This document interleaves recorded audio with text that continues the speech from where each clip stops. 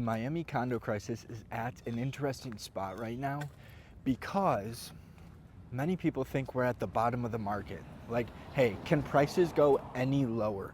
Are we seeing the worst pricing in condos across the board that we will see, or will prices continue to drop? And the answer is nobody knows, but my theory and thought is to talk about how to take advantage of this condo crisis. It's going to be interesting, and some people are going to make away with some great deals and some steals, and they're going to make a lot of money. I know that a couple buildings are just too far gone, meaning you can't even repair these buildings because nobody in the HOA can afford the payments necessary to repair them. So they're getting bought out by developers. Now, if that's the case, the person that's selling that property is going to be making a significant amount of money, because when a developer buys a project out, they're essentially paying land value, they got to get everybody to agree to the sellout, all these different things, right? So many moving pieces. So it's interesting where this is headed, but the big thing that I want to talk about here is once the budgets come out for 2025, right? Condo boards typically release budgets, I don't know, October, November, December, January, sometimes into February, towards year end, right? Because that's when they have to have these new budgets in place.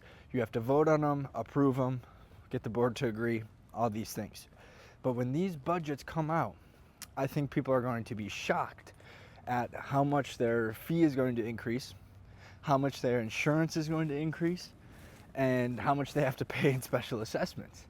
It's certainly, that's going to be, I think, when things are at the all-time worst.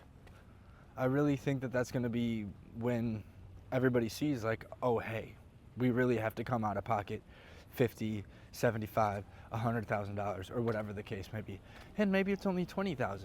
Who knows? We'll have to find out. But insurance is just getting so crazy too. Like, insurances, I bet, are going to go up, I don't know, 20%. And when you're talking about $1 million policy, that's $200,000 right there, extra that the building is going to have to pay. Guess who has to pay that? All the condo owners. It's split across the board. All the condo owners are going to have to be paying for that. So when those budgets come out, man, it's going to be a wild west. Lots of things are going to be going crazy. I think there's going to be more inventory on the market, and people are going to say, dang, I should have sold 2 years ago. I've been making videos like this and telling people to sell for like 3 years on my Instagram account. My Instagram is @AlecManchesky. It's just my name. But if you go look back like 2 years, I'm telling people to sell. And now I get some people reaching out like, dang, Alec, you were so right. I should have listened to you. Back then, you could just list your property and it would sell. No question. Didn't really have to market it or make it stand out or anything. It would just sell like that. But now, you got to make that thing stand out. You got to put the effort in. You're going to be sitting on market for a while. You're going to get negotiated on. And they literally come back and they're like, Alec, you were so right. How did you know? And I should have taken your advice. Da da da da da da. I'm like, you just had to pay attention to the budgets. Now I understand that those people aren't looking in the budgets like I am, looking at hundreds of condo budgets, deciphering them and all these things. So it's understandable, but I just wish more people would have listened to me when I was preaching this. There's a gentleman I know, and he's been sitting on market right now for 90 days, just trying to dump this condo, trying to get rid of it. But everybody knows that these special assessments are coming, insurance is going up, and HOA fees are increasing. So who's going to buy into that? The only way somebody's going to buy into that is if they're getting a good deal, or if they have a bad agent, or if they don't know what's going on in the Florida market with condos, which I don't know how they wouldn't, because all they have to do is Google it, but there are some people that just don't know and miss that stuff. So people like that, I guess, would purchase, but it's few and far between.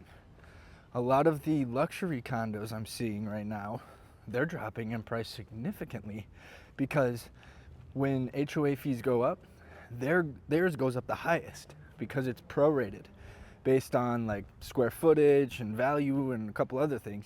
But like the penthouses, if you see a fee increase or a special assessment, they're almost always paying the most of that special assessment, because They have the most space. It's probably the whole entire floor or 2 stories or whatever the case may be. But yeah, they really got to reduce their price in order to sell because they're really getting hit. They're really, really getting hit. So I've seen a couple of penthouses trading well below market value just because people want to offload them, and they're okay losing $1 million here or 500,000 there. They're just comfortable with that. So the average 1-2 beds, yeah, the pricing's down quite a bit. There's just so much inventory. When you go look at available condos to purchase in Miami, there's just so much inventory. There's so many options. People can pick and choose and be picky, whereas back in the day, 2 years ago, you didn't have time to be picky because everything was sold in 5 seconds. So the buyers get to shop around and pick a little bit more and negotiate a little bit more. Yeah. Look at this beautiful house right here. Super nice. Again, just so you guys know, we're in Coral Gables. It's a suburb of Miami. Very nice area. The cheapest 2-bedroom, 1-bath you can find is about $1.5 million. It's a very quiet neighborhood. A lot of people are older. They've been here for 30, 40, 50, 60 years. They don't want to sell their property. So not a lot of inventory over here. But the inventory over here, if it's good inventory, still gets eaten up very quickly. Because a lot of people are moving to the suburb, for example. A lot of people are moving here. It's interesting because you have like Coral Gables, Coconut Grove, and Pinecrest are like the big suburbs, right? Like family oriented, lots of kids, just community feel. But Coral Gables, I would say, is the more professional. Like a lot of professionals live here, attorneys. CEO of Burger King lives down there.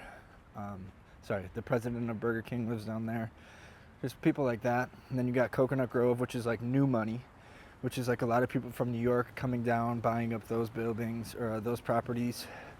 And it's a little bit more overgrown. To me, it feels a little bit more messy. And then Pinecrest is a little bit farther south. You have a longer drive, but the lots are huge. You can have a tennis court in your backyard. You got a huge pool with a big entertainment space. So these 3 suburbs are very interesting. They all have their own uniqueness, and they're all just very quality suburbs to live in. All super expensive. So that's that. But guys, I'm really trying to build out this YouTube channel here, and I appreciate each and every viewer. Like, thank you so much from the bottom of my heart for watching. But please like and subscribe. I think we just hit 100 subscribers, which, again, thank you. That's awesome. I go live. I make videos often. Would love to meet you virtually. Comment on my posts.